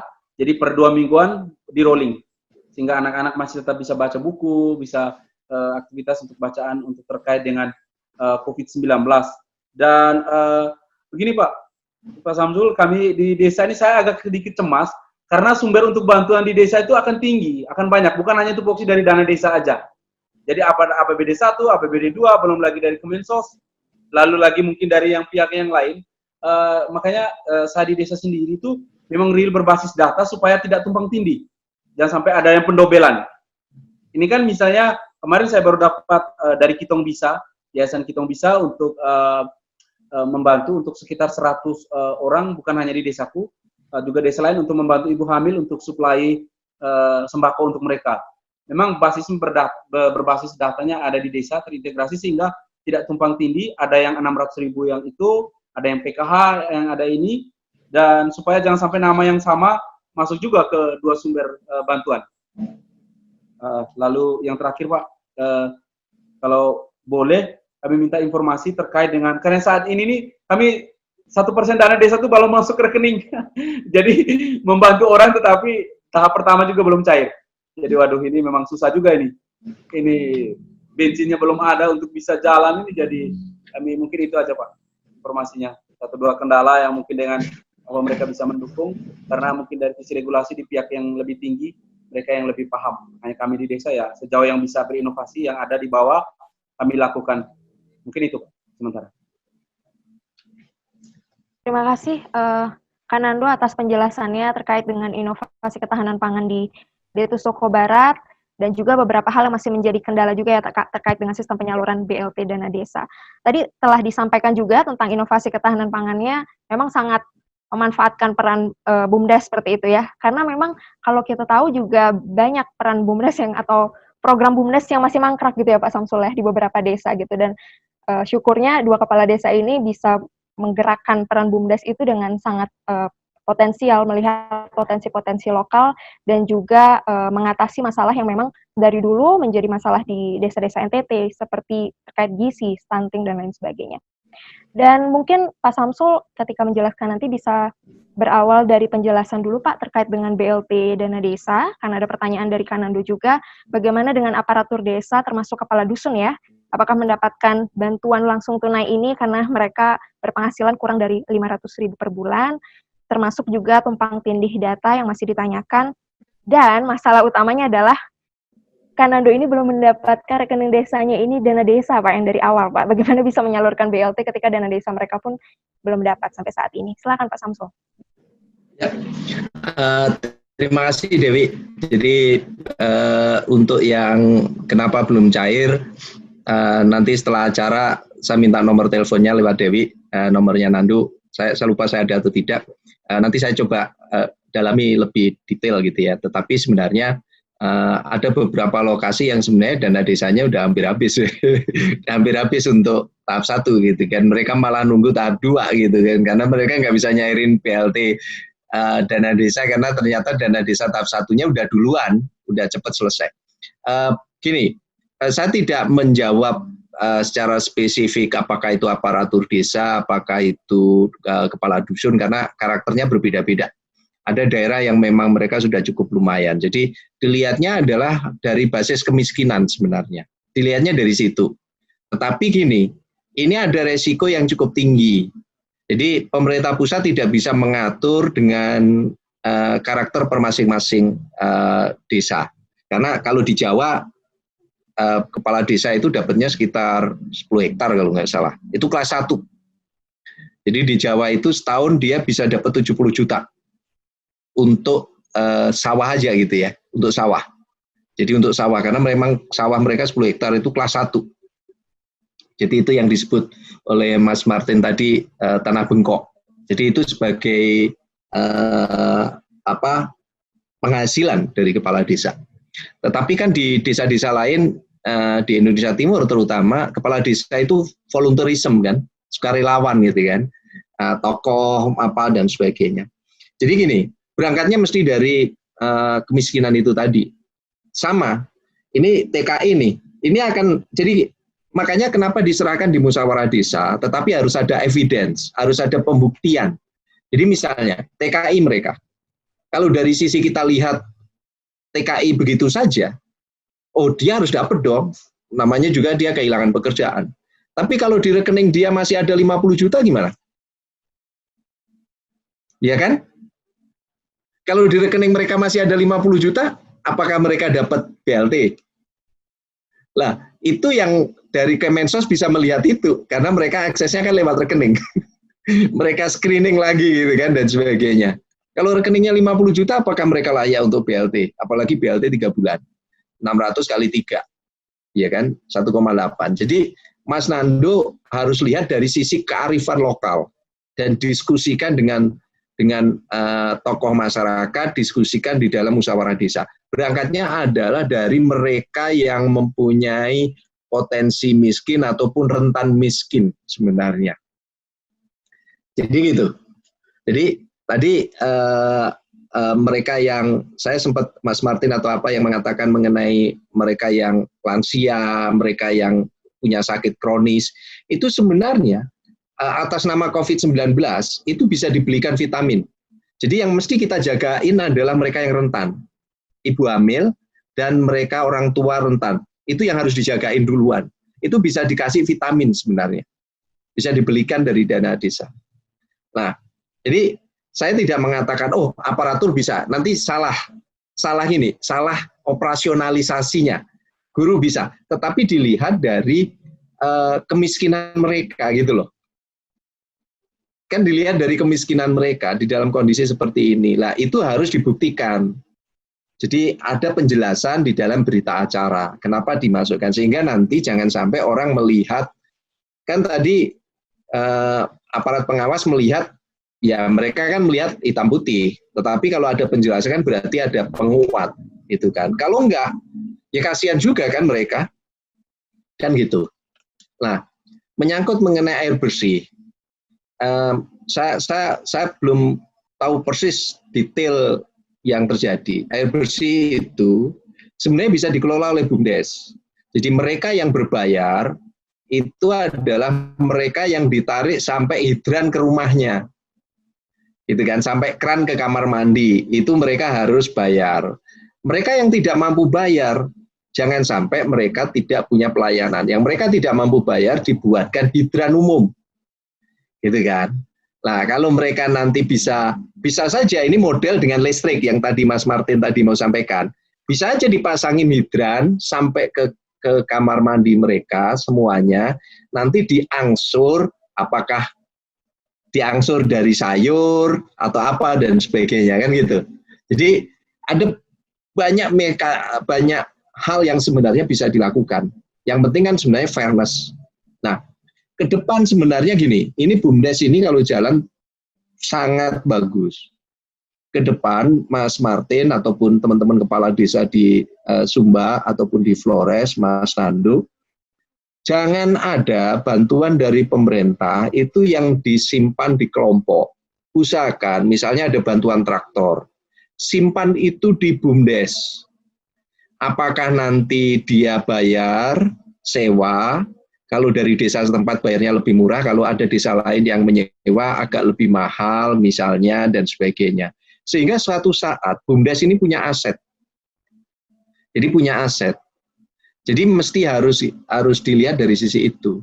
Nah, tadi misalnya Bulog mau kalau lewat BUMDes, itu Mas Nando ambil bahan pokok dari Bulog.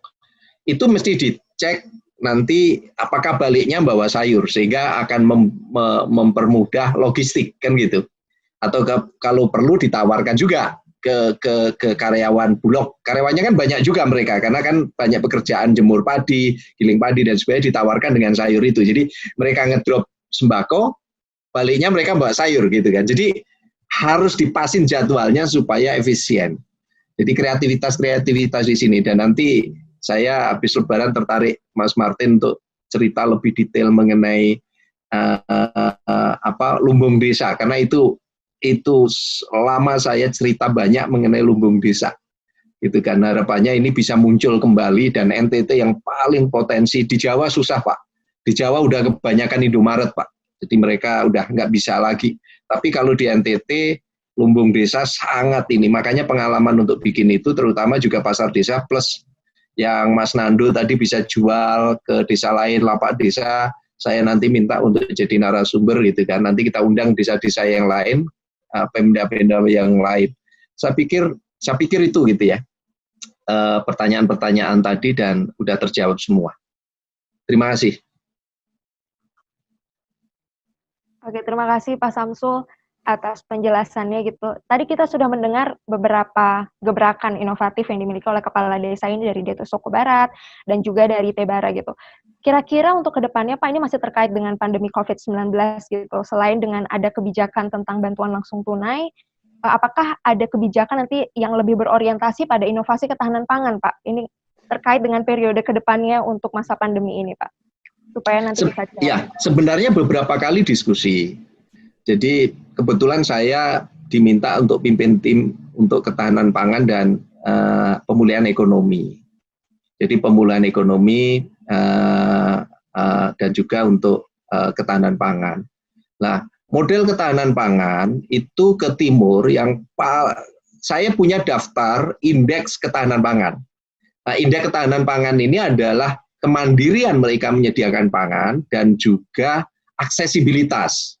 Jadi aksesibilitas itu kalau semakin timur semakin sulit karena mereka tidak menanam sendiri dan mereka mendapatkan dari tempat lain. Nanti saya bisa kirim paparan saya ini untuk bisa dijadikan referensi, jadi bahan bacaan.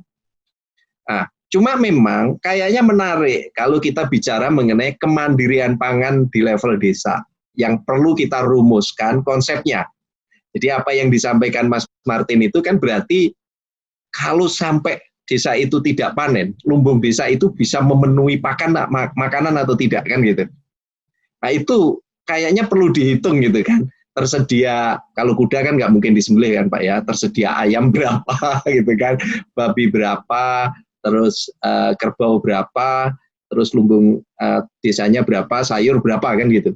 Jadi kalau misalnya lockdown desa itu lama, kira-kira mampu bertahan berapa lama? Saya pikir itu satu hal yang menarik dan perlu kita rumuskan, Mas Martin. Jadi sampai sekarang keputusan pemerintah masih sampai bulan Juni BLT ini 3 bulan. Jadi harapannya ini masih bisa di-handle setelah itu.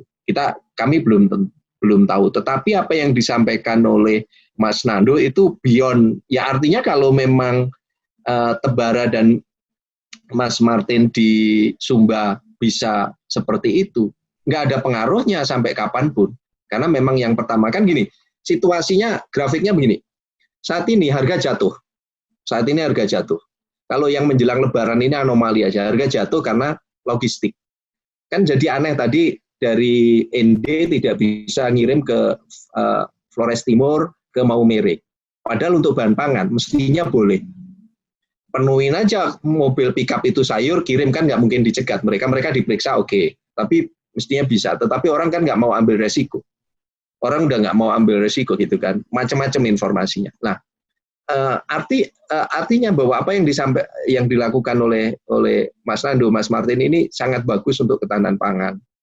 Ini model yang sebenarnya kami cari. Makanya kenapa kami tadi mencari marketplace yang skala desa. Gitu kan. Tina bisa diklik untuk yang mungkin klik wa.net ataupun rumahwa.net gitu kan, atau yang intermoda.id. Ini yang saya coba cari gitu kan. Bagaimana WA ini lebih handy daripada website. Jadi untuk skala desa gitu kan,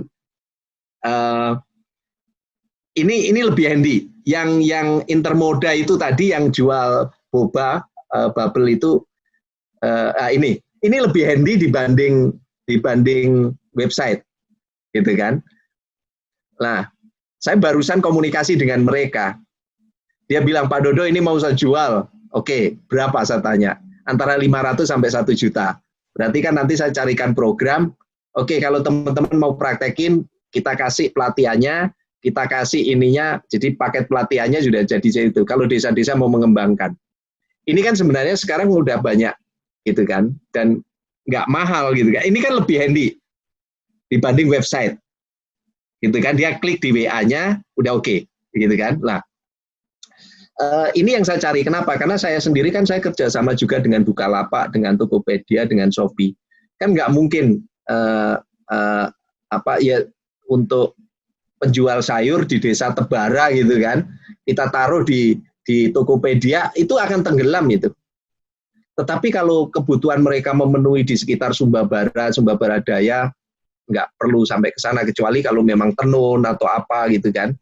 Dan itu pun sebenarnya juga ini bisa di-link, dimunculkan supaya dari wisatawan lokal juga bisa nyari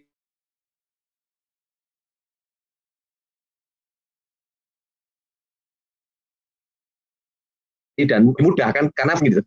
Jadi ini yang lebih handy. Jadi bisa dibuka intermoda.id, klikwa.net atau apa gitu kan. Jadi itu. Jadi mudah banget gitu kan. Jadi barusan saya karena ini sehari-hari saya nyari terus, saya tanya terus, saya iniin supaya saya kelemahan saya kalau punya keinginan terus saya kejar, terus saya pengen wujudkan gitu kan. Jadi itu. Nah, suatu saat nanti Desa Tebara punya konsep toko online sendiri gitu kan dan sebagainya gitu kan, dan tinggal nanti packagingnya mereka apa dan sebagainya. Jadi ini yang sebenarnya perlu diekspos. Nanti saya coba garap gitu kan. Mungkin nanti sehabis Lebaran, ya Lebaran kita nggak kemana-mana juga Pak. Lebaran hari Minggu, Senin, kayaknya Rebo juga udah masuk. Nggak kemana-mana juga antara Lebaran dan tidak. Jadi makanya ya kita bisa webinar, bisa video conference gitu kan, kapan aja. Ya kalau enggak kan Minggu ya kita paling jawab-jawab, orang ngucapin selamat, orang telepon, udah gitu kan. Kita Minggu itu. Seninnya udah bingung mau ngapain lagi ini kan. Jadi itu Dewi, saya rasa udah saya respon. Nanti yang soal yang belum cair nanti saya akan kontak Mas Nandu untuk supaya saya bisa telusuri detailnya. Jangan sampai saya mesti cek syarat-syarat itu sudah bottleneck ada di mana, apakah di Pemda, peraturan bupatinya belum keluar atau apa, yang itu nanti saya bisa cek sehingga nanti saya bisa kontak dinas PMD-nya. Saya rasa itu. Terima kasih. Terima kasih Bapak Samsul Widodo atas penjelasannya. Dan ini juga yang diharapkan ya oleh ITSOK Suara Sabana, bahwa forum ini kemudian akan mencapai satu kejelasan ya terkait dengan BLT dana desa. Semoga bisa memberi satu titik terang barangkali yang masih menjadi kendala di beberapa desa, khususnya di NTT.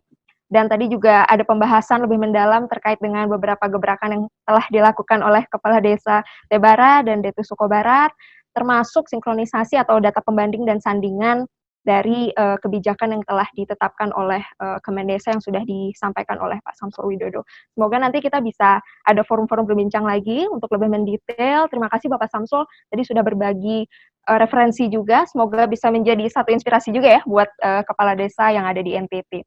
Sebelum nanti kita tutup, kita masih ingin mendengar respon juga dari CEO Sumba TV gitu, yang barangkali juga memiliki masukan dan gagasan terkait ini, terkait dengan inovasi ketahanan desa yang bisa dioptimalkan di seluruh kepala desa di ND dan juga di NTT. Silakan kamu.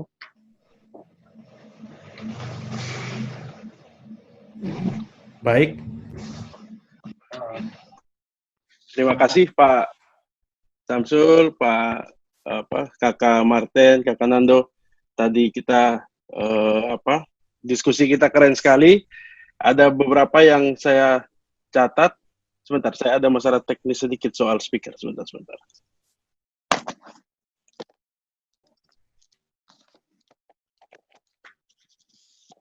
Oke, masuk ya? Masuk, oke. Oke, jadi diskusi yang menarik sekali dan saya ucapkan terima kasih kepada semua. Ada beberapa hal yang saya catat, misalnya soal BLT dana desa, kuncinya ada di akuntabilitas dan transparansi tadi disampaikan oleh Pak Samsul. Umumkan di gereja, di balai desa, dan di media manapun sehingga masyarakat menjadi tahu. Lalu ada informasi menarik juga untuk perantau, bagaimana yang pulang kampung, karena ini juga jadi pertanyaan banyak pihak. Lalu efektifkan dana desa, lalu musyawarah desa menjadi kunci. Nah, itu yang saya catat. Lalu tentu yang lebih menarik adalah yang jangka panjang tadi, kita bicara tentang ketahanan pangan, karena itu sebetulnya adalah ini yang ingin kita pancing memang dari awal, bagaimana desa ini menjadi, sejak saya bahagia sekali, sejak beberapa tahun lalu, ada dana desa, ada BUMDes, karena ini kan sebetulnya program percepatan bagaimana Indonesia dibangun dari pinggir, tidak lagi terpusat di Jawa gitu. Dan itu yang kita dorong sejak saya masih mahasiswa, itulah yang kita dorong. Kita membangun tuh harus dari pinggir, dari daerah gitu. Nah sekarang dana desa, BUMDes dan desa ini kan menjadi shortcut untuk melakukan itu, percepatan. Nah sehingga saya selalu ingin menyampaikan melalui Sumba TV ini, menyampaikan ke banyak orang, terlebih orang-orang di desa, orang-orang di daerah, pemerintah daerah, bahwa orang yang tepat ditempatkan di desa, di BUMDes itu akan jadi keren gitu, dan ini ada buktinya. Dan nanti pasti akan ditonton nih oleh teman-teman kepala desa yang lain. Saya harap mereka terinspirasi, dan kadang-kadang belajar itu kan tidak perlu belajar jauh-jauh. Belajarlah di tetangga-tetangga, di saudara kita, ya kan? Lalu sebetulnya kan apa yang kemampuan dua sahabat kepala desa ini miliki adalah kemampuan melihat potensi di sekitar mereka. Tidak melihat potensi yang jauh, tapi potensi di sekitar mereka. Itu yang penting. Menurut saya begitu. Lalu ini, semoga diskusi ini bisa berlanjut, Pak. Dan, oh ya, tadi saya beri catatan khusus soal stunting. Kalau saya tidak salah, kalau salah boleh dikoreksi, bahwa di Sumba, 2 anak lahir itu satunya stunting, Pak. Artinya sudah sangat mencemaskan. Ini kita dapat waktu diskusi saya dengan Pak Bupati Sumba Tengah yang lalu. Bahwa 2 kalau anak nggak salah 40%. Jadi ini ya, 40 Sumba Tengah kalau nggak salah 40%. 40%. Jadi cukup tinggi memang. Iya, betul Pak. Jadi ini kan sudah sangat mengkhawatirkan. Nah, saat ini kita kan pada saat penanganan COVID ini, baik itu pemerintah dari pusat sampai ke desa, ini kan terbiasa dengan data sekarang Pak. Jadi misalnya ada satu yang ODP, ditarik track recordnya, siapa-siapa, ketemu siapa saja. Bisa nggak nanti pada saat ini sudah selesai, penanganan stunting itu juga basisnya itu adalah big data. Jadi setiap kepala desa itu sudah tahu di warganya itu berapa orang yang saat ini sedang mengandung. Jadi sudah dikontrol tuh asupan nutrisinya dan segala macam. Nah, saya berharap big data desa ini juga bisa kita bangun. Kita bangun supaya apa? Supaya ya persis sebenarnya cara-caranya kan tidak terlalu sulit. Memang namanya kadang-kadang ngeri big data gitu, tetapi sebetulnya kan sama seperti sekarang orang sedang terbiasa, orang sedang belajar menangani COVID ini kan berdasarkan data, Pak. Dia turun naik pesawat, lalu sama siapa saja, ketemu siapa saja. Nah, saya yakin prinsip ini nanti bisa dilanjutkan untuk menyelesaikan masalah stunting itu. Nah, tadi kurang lebih apa nutrisinya segala macam, tadi Bapak sudah sampaikan, dan teman-teman 2 kepala desa ini sudah menerapkannya.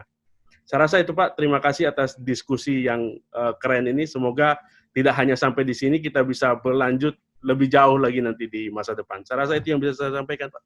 Terima kasih. Terima kasih. Ya, terima kasih kaum Mubili atas gagasannya juga terkait dengan bincang kita di forum e-talk Suara Sabana kali ini. Semoga forum berbincang kali ini juga bisa menginspirasi kepala desa yang lain, termasuk bagaimana kita bisa bertahan ya menghadapi masa krisis pandemi COVID-19 ini. Terima kasih banyak sekali lagi Pak Samsul Widodo, selaku Dirjen PDT Kemendesa PDTT, Kak Nandowatu, Kepala Desa Datu Soko Barat, dan juga Pak Martin dari Kepala Desa Tebara Sumba Barat. Terima kasih banyak telah meluangkan waktu untuk bergabung dan berbincang, kita berbagi bersama dalam e-talk Suara Sabana episode 2 kali ini. Sampai jumpa dalam e-talk Suara Sabana di episode-episode selanjutnya. Sampai jumpa.